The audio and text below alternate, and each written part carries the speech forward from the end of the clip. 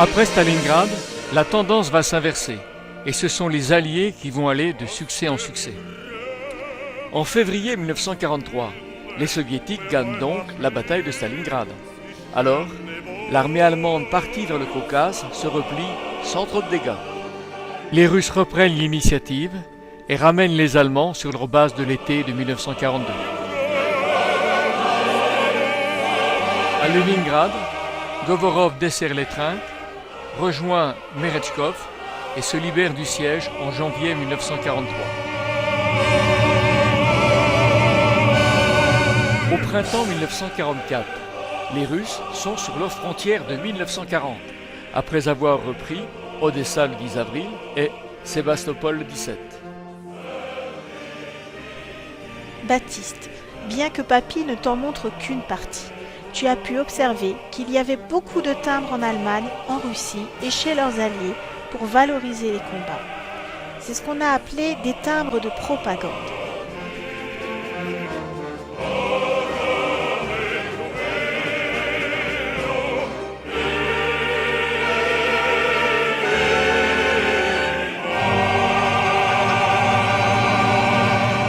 En juin, l'URSS reprend l'offensive, mais s'arrête le 31 juillet devant Varsovie, qui s'est révoltée dans son attente. Ceci laisse le champ libre aux Allemands pour écraser sauvagement cette insurrection non communiste. C'est à croire que tout le monde veut la fin de ces pauvres Polonais. Eh oui, Varsovie est détruite à 85% suite au dépeçage de la Pologne en 1939, à la destruction du ghetto de Varsovie en 1943 et à cette insurrection de 1944.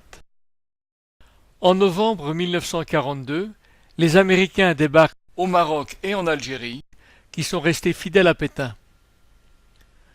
En réaction, les Allemands occupent la zone libre française, laissant aux Italiens l'occupation des Alpes et de la Corse. Pour éviter d'être prise, la flotte française se saborde à Toulon. Mais la victoire approche. En juin 1943 est constitué le CFLN, Comité français de libération nationale, sous la direction de Giraud, puis de Gaulle, qui crée avec les troupes venues des colonies d'Afrique les forces de France libre. Baptiste, observe ce timbre, c'est tout un symbole. L'Afrique qui vient se mettre au service de la France.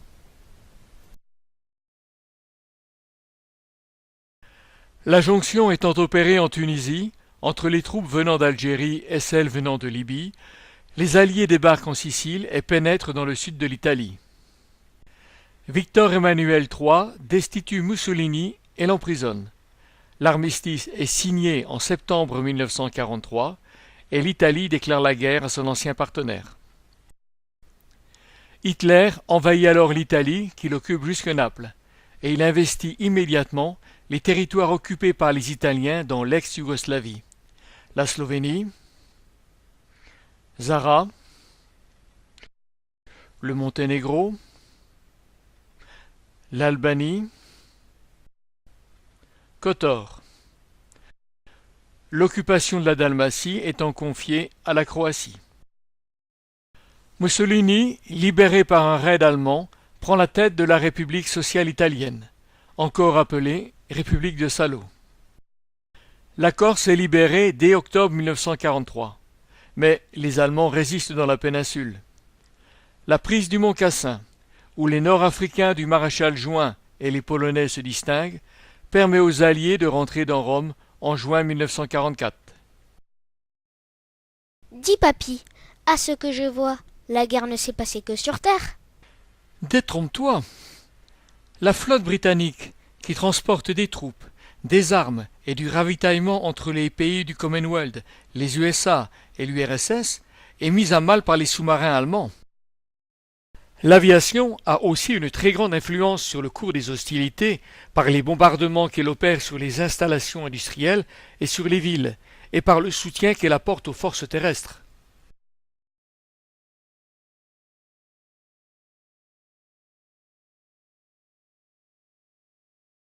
Mais la guerre s'est aussi gagnée dans les bureaux d'études, qui ont inventé et mis au point des armes et des équipements de plus en plus perfectionnés, et dans les usines qui ont fabriqué à un rythme effréné ces matériels. En particulier, l'Allemagne doit faire un énorme effort de guerre. Elle fait travailler durement les femmes et les jeunes. Sa population n'étant pas suffisante, elle oblige les jeunes des pays occupés à venir la renforcer.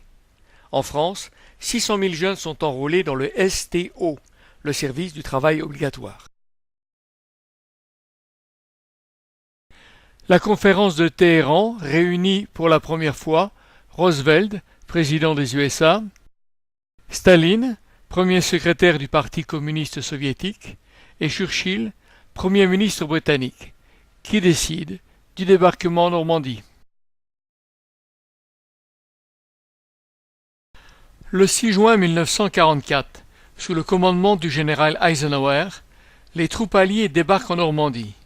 Elles progressent rapidement et laissent à la 2e DB de Leclerc l'honneur de libérer Paris, puis Strasbourg en novembre 1944. La 3e armée, dont fait partie la 2e DB, est commandée par le général Patton. Son itinéraire au travers de la France est encore aujourd'hui jalonné par ces bornes de la Voie de la Liberté. Un autre débarquement est opéré en Provence, en août 1944, par les forces alliées, parmi lesquelles se trouve l'armée française Rhin et Danube, commandée par le général Delattre de Tassigny.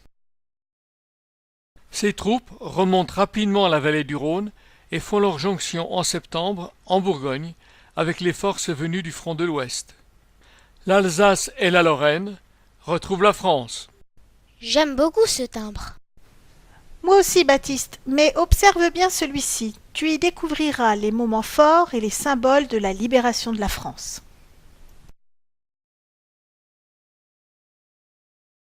Sur le front de l'Est, l'URSS marquant sa supériorité, les alliés de l'Allemagne rompent leur alliance, la Roumanie en août et la Finlande en décembre 1944.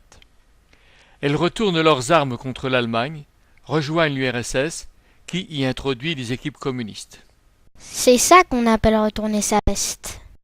La Bulgarie, alliée de l'Allemagne, n'avait pas pris part à la guerre germano-russe, mais, envahie par l'URSS, elle se range à ses côtés et déclare la guerre à l'Allemagne en septembre, ce qui pousse l'Allemagne à tenter de récupérer la Macédoine.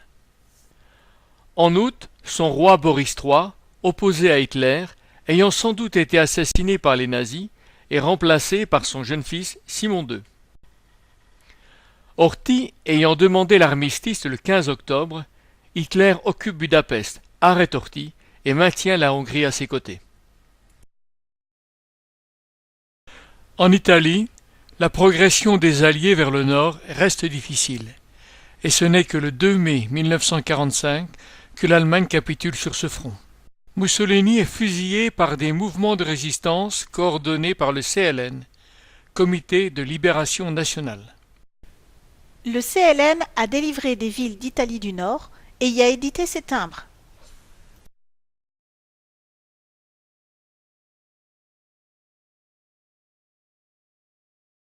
En guerre sur plusieurs fronts, les troupes allemandes abandonnent la Grèce, pressées par la résistance, qui est soutenue par les Britanniques. Elles quittent Athènes en octobre 1944. Renforcés de divisions bulgares, les Soviétiques rentrent en Yougoslavie.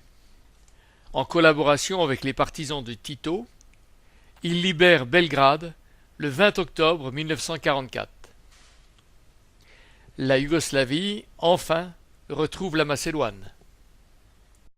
En Albanie, les résistants communistes d'Enver Hoxha, en liaison avec ceux de Tito, libèrent aussi leur pays. Pour pallier au manque d'effectifs nécessaires à l'ultime défense de l'Allemagne, Hitler rassemble toutes les forces disponibles dans la Volkssturm. Cette milice est constituée principalement d'adolescents, de vieillards et de malades. Même les enfants? Même les papys? Les Alliés occidentaux pénètrent en Allemagne en septembre 1944. La Belgique, qui avait été libérée, fait l'objet d'une contre-offensive dans les Ardennes.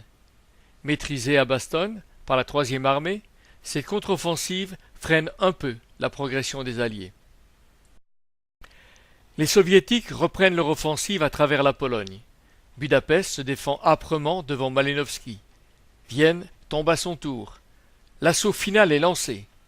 Berlin est pris en tenaille entre Koniev au sud, Rokossovski au nord et Voronov, tandis que Yukov pénètre dans la ville.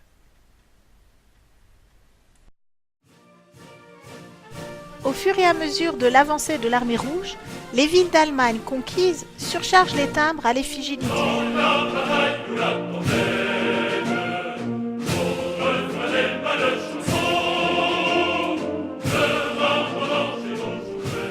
Hitler se suicide et l'Allemagne capitule sans condition. L'armistice est officiellement proclamé le 8 mai 1945 à Berlin entre le Reich et les Alliés. Le général de Lattre représente la France à la signature.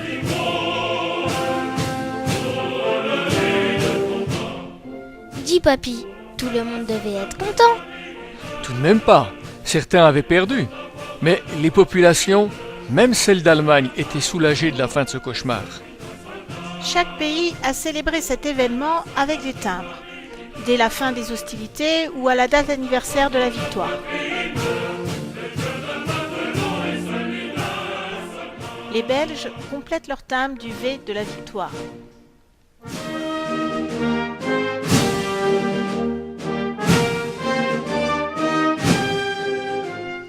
Chaque pays du Commonwealth édite un timbre pour l'anniversaire de la victoire.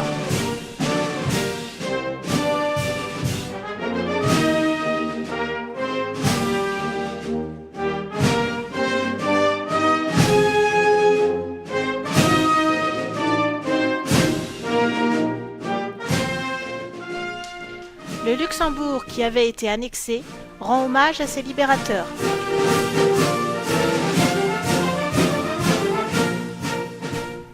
Jusqu'à aujourd'hui, la victoire, la libération font toujours l'objet de multiples timbres commémoratifs.